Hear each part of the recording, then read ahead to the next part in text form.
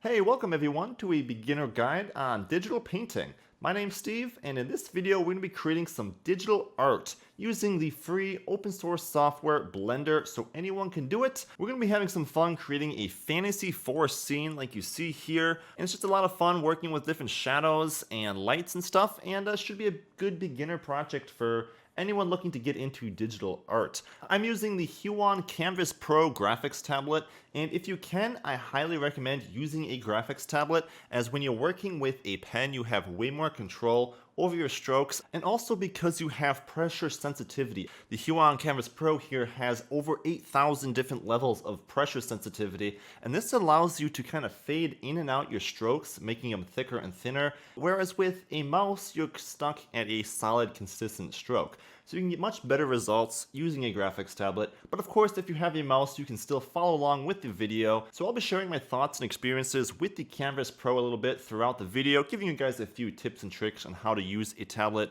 a little bit more effectively. So I hope you guys are excited. Head on over to blender.org, download the latest version of Blender 2.8, and you'll be ready to follow along. So let's jump into it.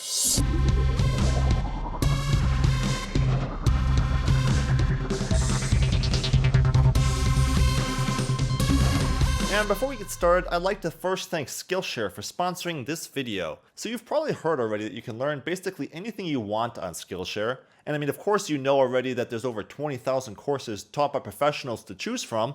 And obviously you know that they're very affordable with a yearly subscription costing just $8 a month. But did you also know that you could learn how to play the piano, teach the dog, cook dinner, build a website, and learn a hip-hop dance? Maybe you didn't know that. You can check out Skillshare with the link in the description, and the first 500 viewers to sign up with that link will get 2 months free of Skillshare. So don't hesitate and sign up with the link below. So over in Blender 2.8 here, you're just going to want to go ahead and go File and choose New, and then 2D Animation. So inside of our 2D animation layout here in Blender, the main settings you're going to want to know about is you have your layers over here and your materials set up underneath. Up here we have the radius and strength settings. These can also be changed with the F key and the Shift F key to change the strength. And of course we have the pressure buttons here as well. So if I turn those off, you would see it's basically like a mouse where you draw and it's a straight line from start to end. But if I turn the radius one on now, you can see when I draw it's thinner, and when I put more pressure it's thicker, and then thinner, and then thicker. And if I do the strength one as well, you can see it's a very faint line. It gets fatter and thinner and fatter and thinner. And that's why a graphics tablet adds so much more to your ability to draw in digital. So when using a graphics tablet, I like to go into the drivers and program the pen to have the middle mouse button and the right click as the two buttons here on the pen, because this allows me to work in Blender as I would with a 3-button mouse, for example, and it's just a lot more of an effective way to work. I can move around in my viewports and stuff using these buttons. Then you can use the sliding bar here on the side of the graphics tablet as you would a scroll wheel to zoom in and out of your window. So you have basically all the functionality that you would have with a mouse on your pen and graphics tablet. Also within the drivers, you can change the pressure sensitivity of your pen. This is just personal preference, but I recommend playing around with what you like. And I found that I liked it a little bit less sensitive. So I turned the sensitivity down just a little bit on mine, and I found that to be nice. Also a quick tip is within Blender, it is the F key to change the size of your brush. So I like to program this again in the drivers to be one of the buttons along the side here, so I can quickly change brush sizes within Blender. You can also change one of these to be Control Z if you want an undo button, but I also like to keep my keyboard to the left of my graphics tablet just so I can be hitting shortcut keys along the way and also using the pen tablet at the same time. Okay, so now that we have a bit of the basic functionality set up with our graphics tablet within Blender, we're ready to get started drawing our scene. So I'm going to create a new blank file here, and I'm just going to use the default draw pencil to kind of sketch out the overview of my scene, kind of placing objects where I want them, so then I can come back and fill them and get the general sense of placement in order. So to start off, I kind of want a tree sort of framing the side of the view here. So what I'm going to do is I'm just going to start kind of at the bottom here and work on making a natural sort of looking tree come up here. This is sort of a fantasy tree, so it can be a little bit different than your typical tree might look like. Just kind of having fun being creative with some knots and roots and stuff. And I kind of like to do it in layers. So I have a few different like root masses almost coming off the base of this tree here. So I'm just kind of drawing out a few sketch lines here. I think here I'll probably have a knot in the tree.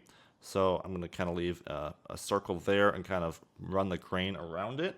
Just kind of giving ourselves some nice grain patterns to kind of follow as reference later on.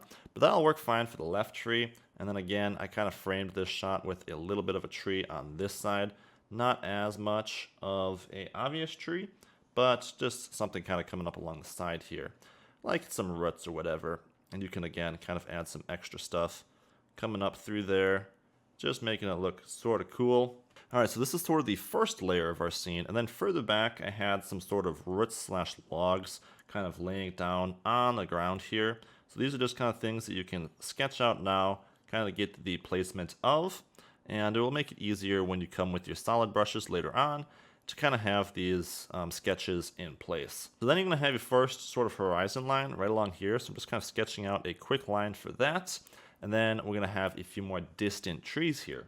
So for these, again, I'm just going to kind of be creative with some twisty sort of fantasy-like trees, being a little bit creative with whatever you want to do. You can kind of play around with this. Kind of had a tree on a sharp angle coming across here. I thought looked kind of cool, so you can kind of go ahead and sketch some of those out. Just some basic shapes that we're laying down for now. And here I had a real sort of twisty tree. So for the base, I kind of sketched out a few quick roots to kind of follow. And then the tree itself has some sort of cool curves to it. So you can just kind of play around with these, get something that you think looks cool. So there's a few more trees, and then we're just going to have a few real distant small trees back here. You really don't need too much detail on these, but you kind of want to angle these inwards so it kind of draws your attention towards the center of the scene, which is going to be important because in the center of the scene we're going to have our focus point for this scene, which is kind of some like otherworldly little fantasy like swirls and stuff. Something pretty simple but kind of cool. So it kind of draws your attention to it, and you want the trees in your scene to kind of draw your attention towards the center of the scene, and that's what we're kind of doing here with the angle of our trees. So there we have a few basic sketched out trees. That's all we really need for now. Now we can kind of focus on the center focus point, which is going to be right about there, and then we're going to have these sort of fantasy like swirly tentacles hovering around this just to kind of draw your attention to it, give it that sort of otherworldly like effect. And then around it, we're going to have a few mushrooms, which kind of, again, make it like the magical sort of look. So go ahead and sketch out a few placements for mushrooms that you think kind of frame the scene nicely. And we can go ahead and get started then. Okay, so there's our basic sketching layer. Now that we have the sketching layer sketched, you could say, we can now switch to some solid colors, drop some solids down, and then we can take some shadows and start adding depth and definition to our solids. So at this point, I'm going to switch to a new layer. So to switch to a new layer, you're just going to select fills, and then you can go ahead and lock your lines layer. If I turn the visibility on and off on that, you can see that's on that layer. And you don't want to be affecting that layer anymore, and you want to be able to turn it off. So that's why we're switching to a new layer now for our fills. And we're going to switch to a new material as well. So we're going to go down to the red material here, and we can edit this to be sort of our base wood green material. So I'm going to take this color, and I'm going to turn off the stroke, and just go for the fill. So if you turn off the stroke there with that button, you won't have any lines being drawn if you don't turn on the fill. Okay, so we're going to turn on the fill right here, and what we're going to do is we're going to switch this color to be about a nice green, dark green, sort of brown color. So I'm going to pick a nice dark kind of green brown color there. Something around there will work. And you have to make sure you turn the alpha all the way up. As default, it's at 0. So with that set up, you can see if I draw something here, we have a nice green color. And that's exactly what we want. So Blender kind of works with a little bit more of like a vector graphic, you might say. If you're used to something like Photoshop and Illustrator, Blender is going to be a little bit more like Illustrator, where its lines are never permanent. You can come back and edit them later, which makes it very handy for doing things like tweaking your art later and changing lines and basically affecting your work after it's already drawn. It's a lot easier to do with sort of vector graphics, which is sort of what Blender is. So with our new material here, I'm also going to change from Draw Pencil over to Draw Ink, as this just gives you some nicer strokes, makes it a little bit easier, and does a little bit of smoothing to your stroke. Also, if you want some extra smoothing, you can go up to the options here and turn on the stabilizer settings. I recommend this if you don't have a very stable hand, or maybe if you're using a mouse, as it will give you some nicer, smoother looking strokes. For the radius though, I like to turn this way down to be something about a 15, and then the factor should be turned down a lot too, right around a 0.6 or so. Okay, so now we're going to take our fill and we're going to fill the entire shape of our tree here, because like I said, we're going to add definition later. So I'm just going to go ahead and draw right along the outside of my lines there, sort of filling up the tree, adding those little knots and stuff that I had there, and then going to the outside and pulling it around. So there we have our sort of perimeter shape, and you can do the same thing with this one over here, just kind of going along, filling that shape up the way it was drawn, and then making it solid. So there you have your first shape. Now let's go ahead and start adding the other shapes to our scene, kind of filling out the background. So I'm going to do this on separate layers, so it's a lot easier to kind of select the front layer, the back layer, and maybe a middle layer. So to do this, I'm going to make a new layer here. I'm going to drop it down to the bottom, and we'll just call this layer middle. And for this, we're going to want a new material as well. So we'll grab our gray material there, turn off the stroke, and give it a new color. This one's going to be kind of a greenish blue color, so pick a nice green blue color in the middle there. And this is going to be for our sort of first layer of ground. So to draw this, again, it's going to be the same way before. We're just going to kind of go along here, add some of those bumps and stuff to our terrain, making it look a little bit cool and fantasy-like, and then pull it down to the bottom. And if you weren't happy with the color once you see it, no need to draw a new stroke. You can just tweak your color settings right here, even after they're drawn. So I'm going to pick a little bit of a more diffused color, something a little bit more gray. So now I'm going to add one more for that background. We'll drop it to the bottom here, and I'll name this one background. And for this, I want to create a new color, which is going to be the background color, sort of the horizon color of our scene. And in this case, I thought it looked cool to kind of go for a pinky purpley sort of sky. So I'm going to again turn off the stroke, choose fill, and we're going to choose a nice pink purpley sort of color. So with your color selected here then, you're going to zoom out a little bit and draw the shape around the entire perimeter of your scene so it fills the entire background. And that gives you sort of a nice look. Now, to kind of color the background a bit more, what we're going to use are some basic shadows. So I'm going to make a new material here.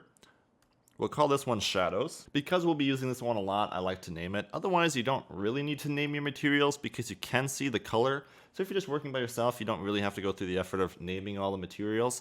But for the shadows, I do like to name it. And I'm going to turn off the stroke, give it a fill. And for this, it's just going to be a black color set at an alpha value of about 0.25 or so. So then using the shadow layer, I'm just going to start at the top and add a sort of horizon line. Here I'm going to be kind of drawing out some basic tree shapes, as this is going to add a bit to the scene.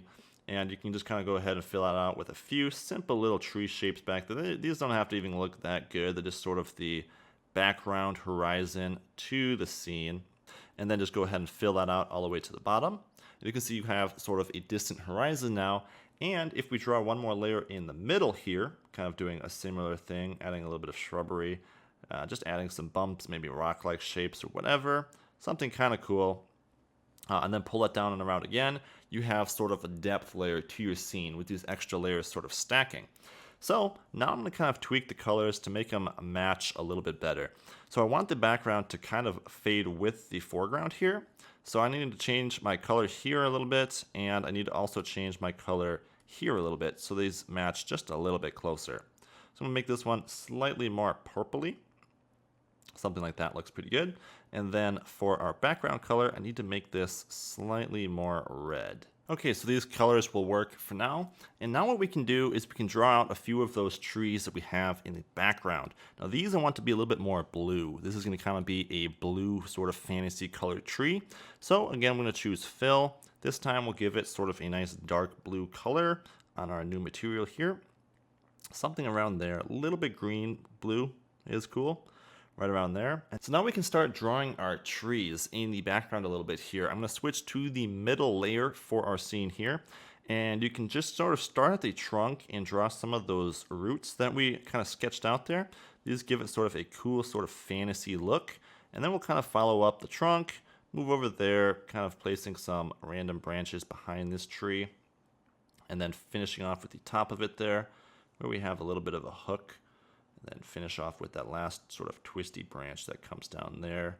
Now something like this can always be tweaked later, like I said, because Blender works with graphics the way it does, we can use something like the sculpt brush here, and if I want to quick lock the background layer, I can kind of pull out my tree however I want. Using the grab and push settings over here, you can kind of position your tree later to look however you want, so you don't really have to worry about your stroke not being as good as you were hoping for, because you can always come back and tweak these strokes later. So here you can see I kind of just fattened up the trunk a little bit here and maybe skinny up that branch a little bit, and voila, you have a nice looking tree now. You can always jump back to smooth here too and kind of smooth out some of those edges if you wanted, but I think that looks pretty cool. So I'm going to draw a few more trees with that same material here. We'll do our kind of bendy one here with that, kind of giving it that trunk, and then give it that nice bendy shape going up and out. And then we'll kind of give it a little bit of a split there, and then follow that bendy shape all the way down. I'll do one more little tree here in the background using our blue brush, and then I'll switch to a different material for the rest of them. Something like that is all we need to do. All right, and then as they get further back, we want them to be a lighter blue. So I'm going to go ahead and make a new material here. Again, we're going to not use a stroke, but just a fill. And then for the material, I can just grab the same color as that one, but we'll take it and we'll brighten it up a bit as we're kind of fading it into the background. You can also make this one a little bit more of a purpley blue. Okay, and then you can go ahead and finish up those distant background trees that you have in your scene. Now it's cool to add a few different types of trees, so I'm going to use a different material here again for just a variation of a tree. This one is going to be a little bit more of a gray-green tree, so I'm going to go a little bit more in this color spectrum. For this one, I'll make it a bit darker.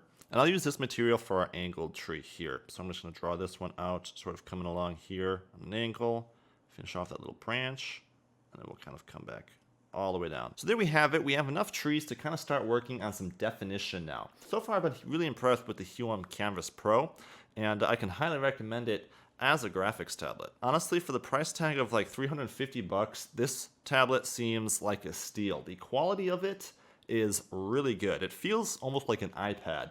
It has a very nice matte display, so it doesn't really get too many reflections on it when you're drawing. It has like an aluminum edge around here like you would see on an iPhone or an iPad. It has some nice clicky buttons, and I like the pen. Also, with the Huon Canvas, I really like the cable management. It has just a basic USB-C cable going into the side of it here, and then it has a 3-splitter on the end for your USB, HDMI, and power. This is a very clean, organized way of handling the cable management that is way better than some of the other designs I've seen here, so I really like that. I also love the adjustable height stand that it comes with, as this sort of gives you more control over how you prefer to draw. Just a nice little addition that is very handy. So now that we have the fills sort of laid out for our scene, our trees in place, and our landscape, what we can do now is we can take our shadows material here and start adding some definition to the trees, some imperfections, some bark marks and stuff, and this will just add a lot to the scene.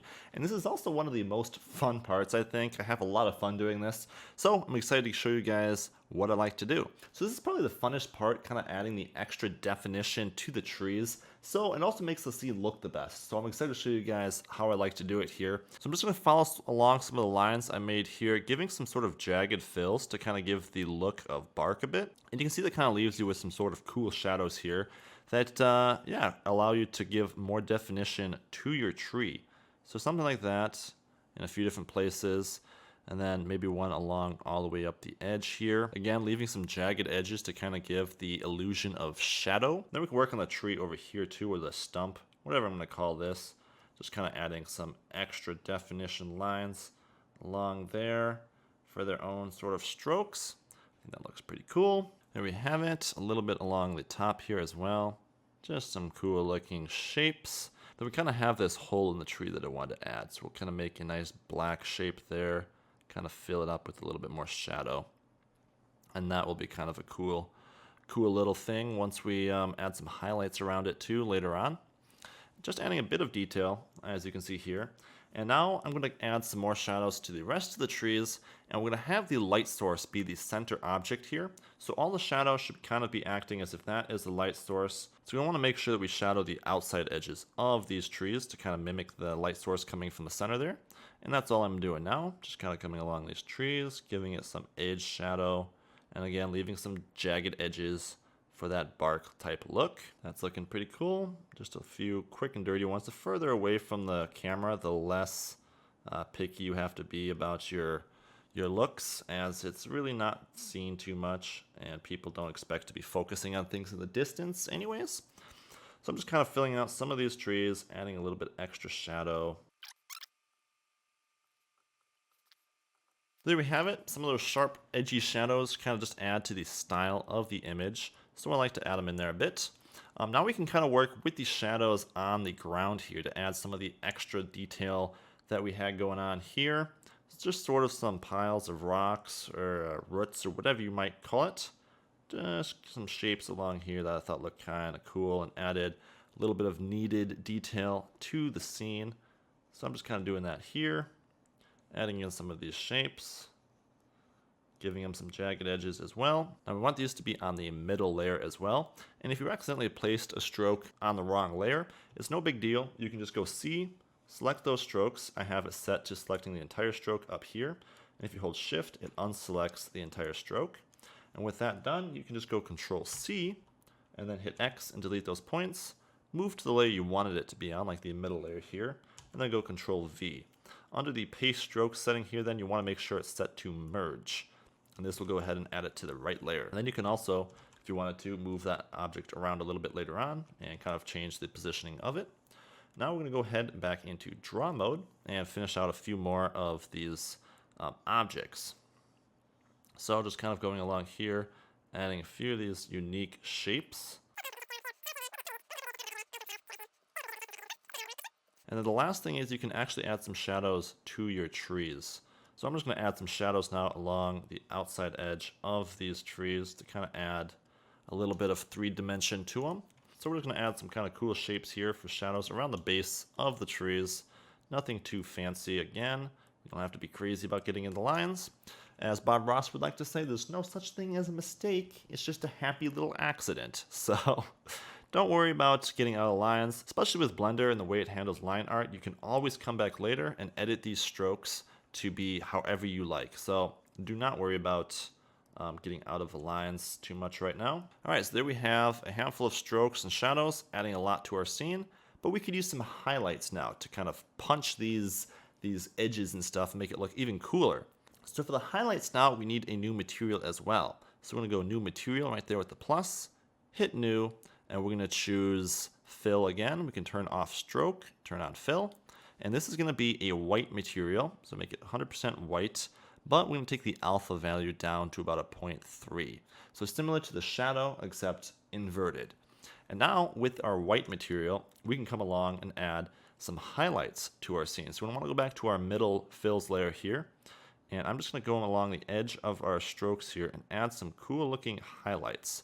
And you can see this really makes your work kind of punch out a bit and adds some pretty cool looking results. So just running along our tree here, kind of edging these shadows and adding some strokes for highlights.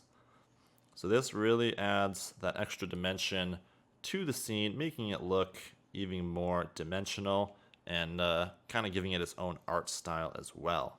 So around the hole here, a little bit of an edge shadow will add a lot to kind of bring some definition to it. And then again, anywhere you have a shadow, you can kind of come along and give it a highlight. And we'll just kind of finish off the top there a little bit more. And then we can add some highlights right along the middle there as well. Maybe a little bit along this edge, something like that. And we're getting some pretty cool looking results. You can even double up your highlights if you want them to be an area where it really should be sort of getting the light hitting it a bit. So a really thin edge light can help.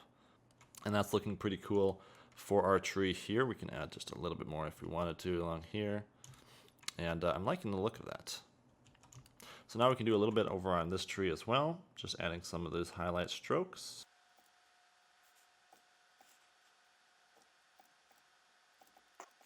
Anywhere you see you might have missed some shadow, you can also come back and add some extra shadow, of course. And now we want to take the highlights to some of these other trees, especially where it's closer to our center light. We want to really make sure that we highlight the edges of these trees. Again, you can give it some sort of sharp edges along these to give it the illusion of bark. But anywhere where the tree is sort of going to be touching the light from our center object there, you're going to want to add some beams of light to your object, some highlights. Something like that's looking pretty cool. Along here, you can really pull out the fact that there's some roots here by adding some highlights along them. Otherwise, they get kind of lost in the shadows there.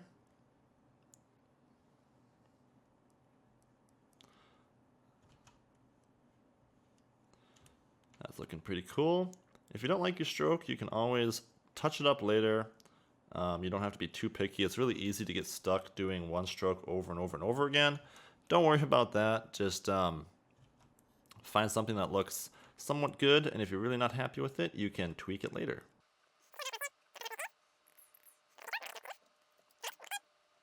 So we have some highlights there now, and I think that's looking pretty good. We can add a little bit of highlights to our debris here now as well to add some extra to it. So I'm just kind of running along the edges here, giving it some little stroke details.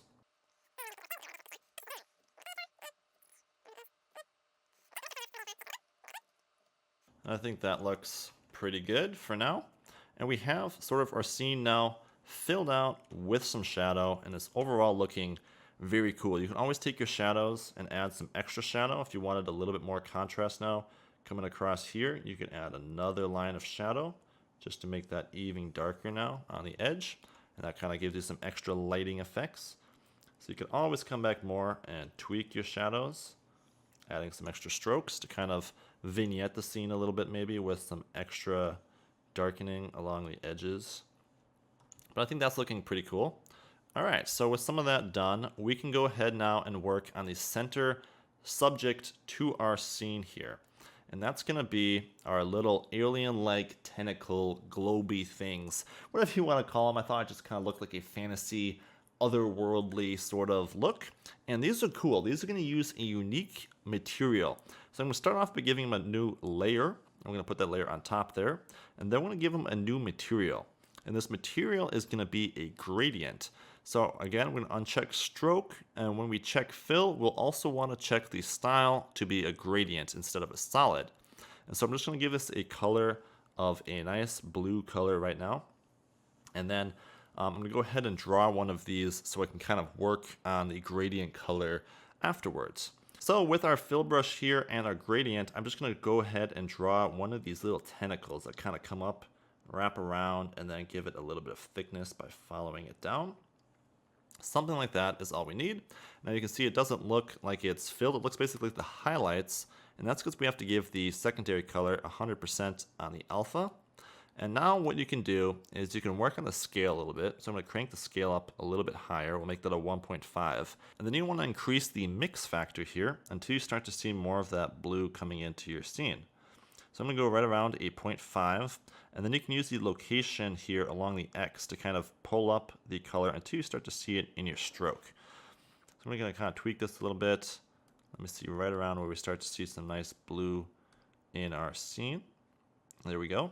You want the white more towards the top of the tentacle and the blue towards the bottom. And tweaking the scale, like I said, can kind of help bring those colors a little closer together. And then we can just kind of tweak the location until we get the right sort of color scheme that we're going for. I think that looks pretty good right there. So with that material set up, we can go ahead and draw the rest of our little tentacles here. Just some cool little tentacle-y things. You can't really go wrong with these. They're just cool little fantasy-like tentacles. Something like you might see underwater, but in this case, it's above water in this forest, so it's mysterious. Nobody really knows what it is. Kind of cool. Just give it some nice little warbly effects. Maybe add one more sort of small guy in the middle there. Alright, so there we have our sort of warbly tentacles that are going to be kind of hiding this glowing orb. So, speaking of glowing, now that we have the tentacles drawn, what we can do is, I'm going to quick save our scene here. what we can do is add some glows to our tentacles. And this is one of the coolest things about the grease pencil within Blender.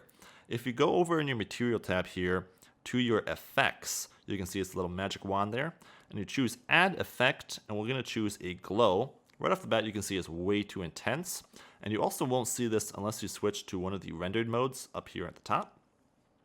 But once you're here, you can kind of crank the threshold, and you can tweak it down so just the brightest colors in the scene are glowing. And because these are the only ones that are white, let me just zoom in here a little bit with the tablet button there. You can see that we get some glow on these, but nothing else. So you can kind of tweak the radius a little bit. I found something like a 15 to 17 works pretty well. And maybe give it a little bit more samples if they're looking low quality. But that is going to do it for the glow there. That looks pretty cool. You get some of that extra glow. And if you tweak the threshold a little bit more, you can get just a little bit more on that. All right, but now that we're in the Effect tab, we can add an overall glow to the entire scene. So we're going to go ahead and go add glow one more time. And this time, we're going to want the threshold to be a bit lower because we're going to take the color and make it much darker so it's not too intense. So we're going to tweak it down a little bit. We're going to make the radius a bit smaller. And then we can kind of crank the threshold up until we're getting sort of the glowing effects that we're looking for. So you can see this kind of just adds some extra pop to your scene. And if you increase the radius a little bit more, you really get some of those glowing edges. And you can just kind of play around with the threshold until you find you're getting the effect that you're looking for. I think this is looking pretty cool though. So I'm going to go ahead and zoom in here now, and we'll add that sort of glowy shape in the center. So this is also created with a gradient material. So I'm going to go to our material tab here again, and we're going to create one more material. This one is going to be fill again and gradient again. Then you want to change it from linear, so we have the circle gradient on our scene here. And I'm just going to draw a basic shape now for this. Actually, what you can do if you go to the options here is you can choose trim stroke ends. What you can do here is if I draw my little circle here, and if I go through it, it's going to automatically trim the ends to be a perfect circle. So this kind of makes it easy to get nicer circles within the grease pencil here. So I'm going to draw my circle, go right through it, and then I'll trim it. That'll work for now. And let's go ahead and pick two very different colors so we can easily get the gradient set up in the location that we want.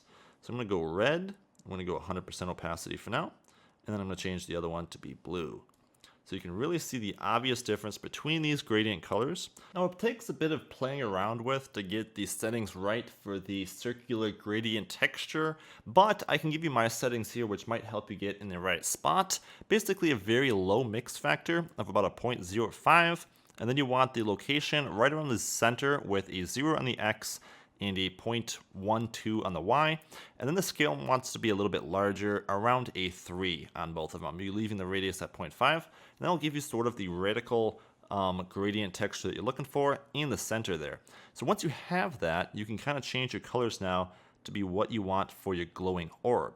Now I want the outside one to be fadey, so I'm going to actually turn down the opacity on the outside one. So this secondary color is the outer rim. I'm going to turn down the alpha for that. But then for the center color here, I want this to be sort of a red, cool looking sort of orb. So we give it a nice bright sort of reddish color, something around there, red, purple. And so we'll leave it at that.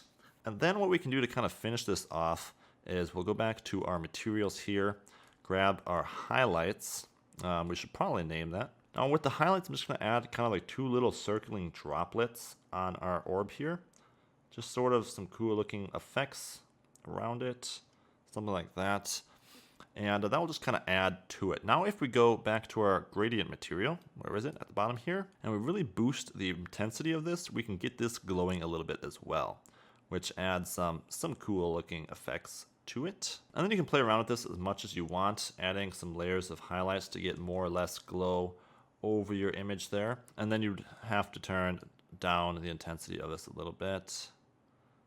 Just kind of playing around with it until you get the right amount of glow that you're looking for on it. Something like that I think is looking kind of cool. Kind of gives it that fantasy look that you're not really sure what it is. And if you want, you can always hit tab to go into edit mode, grab those strokes. So we're going to hit C, so we can grab just those strokes in the center there. and that one as well. And then you can scale it up a little bit and kind of reposition it however you want. And if you want this stroke here, like this tentacle to be in front of it, what you can do is select that tentacle. I'm just going to go 0 to be in camera view. We'll go Control C, copy it, X, delete it, and then paste it again. So now that stroke is in front of it. I think the intensity of our glow needs to be turned down just a little bit. I also want to give the glow a little bit more of a purpley color. And then you just want to kind of turn down the intensity of the glow a little bit by turning down the brightness of it. Something like that looks pretty nice. So now the last thing that I want to add to our scene are some glowing mushrooms, as those are really cool for a fantasy sort of otherworldly scene. So what I'm going to do is we're going to go one more material for this. Go ahead and hit the plus key. And this one, finally, we're actually going to use a stroke. So I'm going to use a very bright white for this. I'm going to pick sort of a white, sort of purpley color, pinky purpley, something like that. Then we can enable our fills. Give this a bit of a darker sort of purple color for those mushrooms. Something like that. We can increase the intensity a little bit of the brighter one here.